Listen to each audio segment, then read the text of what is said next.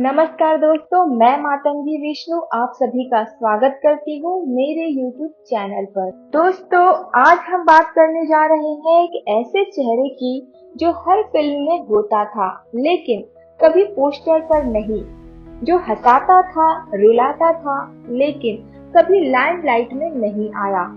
बॉलीवुड की एक ऐसी अनसंग हीरोइन मनोरमा, एक ऐसी कलाकार जिसके बिना 60 के दशक से लेकर 80 के दशक तक का सिनेमा अधूरा है।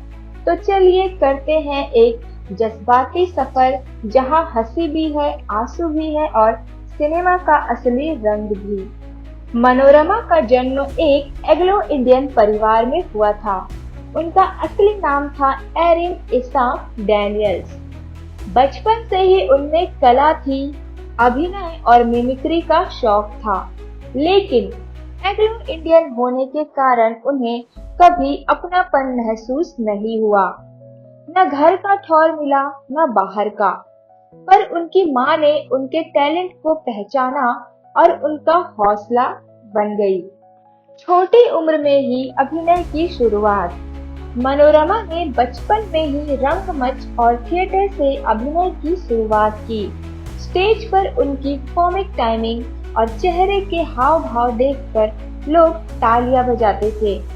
इसी के जरिए उन्हें अपना पहला ब्रेक मिला, एक क्षेत्रीय फिल्म में छोटी सी भूमिका। वहां से उनकी यात्रा शुरू हुई, जो बॉम्बे तक ले गई। 1950 का सिनेमा और मनोरमा की एंट्री। 1950 के दौरान बॉलीवुड बदल रहा था। हीरो हीरोइन के अलावा सहायक पात्र भी महत्वपूर्ण होने लगे थे। मनोरमा ने इसी समय फिल्म इंडस्ट्री में कदम रखा। अपनी अनोखी शक्ल, तेज आंखें और तीखी जुबान से उन्होंने कॉमिक रोल में अपनी जगह बना ली। उन्होंने अपना नाम बदलकर मनोरमा रखा, जो भारतीय सिनेमा में उनकी नई पहचान बन गई। कॉमिक क्वीन का उदय। मनोरमा की खासियत थी कि उनका अनोखा अंदाज, छोटा सा डायलॉग, वो भी इतनी शानदार टाइमिंग से बोलती थी कि हीरो हीरोइन पर भारी पड़ जाती थी।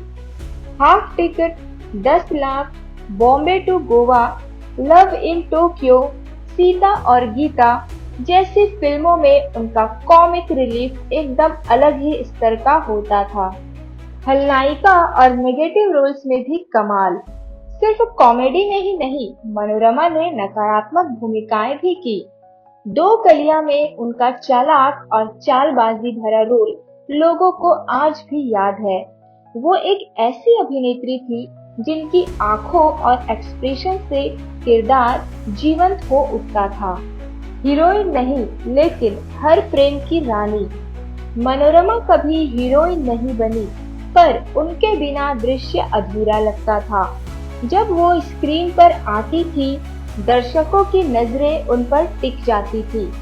उनके डायलॉग, बॉडी लैंग्वेज और उनकी हंसी सब यादगार होते थे। क्या उनका कोई प्यार था? जब कोई अभिनेत्री लाइमलाइट में होती है, तो सवाल उठते हैं उनकी निजी जिंदगी पर। मनोरमा ने कभी शादी नहीं की। इंडस्ट्री में ऐसी अफवाहें थी कि उनका एक फिल्म निर्देशक के साथ अफेयर था, लेकिन उन्होंने कभी इस बात पर कुछ नहीं कहा। कुछ लोग कहते हैं कि उनका दिल एक पंजाबी अभिनेता पर आ गया था, पर जब बात आगे बढ़ने लगी तो जात पात और पारिवारिक दबाव के कारण वो रिश्ता टूट गया।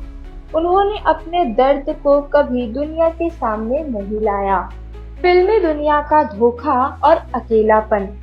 जैसे जैसे नए कलाकार आए, नए ट्रेंड बने, मनोरमा को भी काम मिलना कम हो गया। उन्होंने थिएटर की ओर रुख किया, टीवी सीरियल्स में छोटी भूमिकाएं की, लेकिन बॉलीवुड उन्हें भूलता गया। एक समय आया जब वो मुंबई की एक छोटी सी बिल्डिंग में अकेली रहती थी।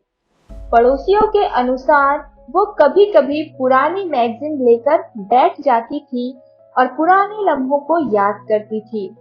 एक सुपरहिट अभिनेत्री जिसे देखकर लोग हंसते थे, अपने अंतिम दिनों में तन्हा और परेशान थी। धन संकट और सम्मान का अभाव। बॉलीवुड ने उनका पूरा इस्तेमाल किया, लेकिन जब जरूरत थी उन्हें छोड़ दिया। आखिर कुछ सालों में उनका स्वास्थ्य खराब होने लगा, लेकिन कोई मदद करने वाला नहीं था। ना निर्माता, ना सहायक कलाकार, सिर्फ कुछ पुराने थिएटर के दोस्तों ने ही मदद की। मनोरमा का निधन 15 फरवरी 2018 को हुआ। न्यूज चैनलों ने बस 2 मिनट का बुलेटिन दिया। कोई ट्रिब्यूट वीडियो नहीं, कोई विदाई नहीं। जैसे एक युग समाप्त हो गया, लेकिन उसकी याद किसी को नहीं। उनके जाने के बाद ही लोगों को याद आया कि उन्होंने बॉलीवुड को क्या क्या दिया। एक अभिनेत्री जो कभी हीरोइन नहीं बनी, लेकिन हर फ्रेम की रानी थी।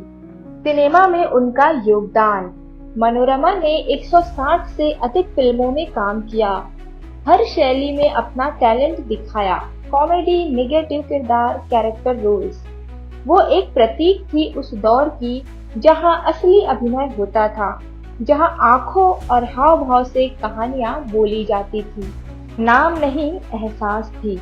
आज भी अगर आप 60 और 70 के दशक की कोई फिल्म देखें और मनोरमा दिखती है, तो चेहरे पे एक मुस्कान आ जाती है। वो सिर्फ एक अभिनेत्री नहीं थी, वो एक एहसास थी जो हमेशा स्क्रीन पर अपनी छाप छोड़ जाती थी।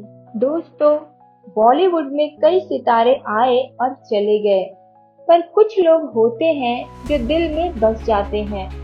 मनोरमा भी उनमें से एक थी। आज उनका नाम भले ही हेडलाइंस में ना हो, लेकिन उनकी यादें हर पुरानी फिल्म के फ्रेम में छुपी है। वीडियो देखने के लिए आप सभी का धन्यवाद। चैनल को लाइक कीजिए, सब्सक्राइब कीजिए। धन्यवाद।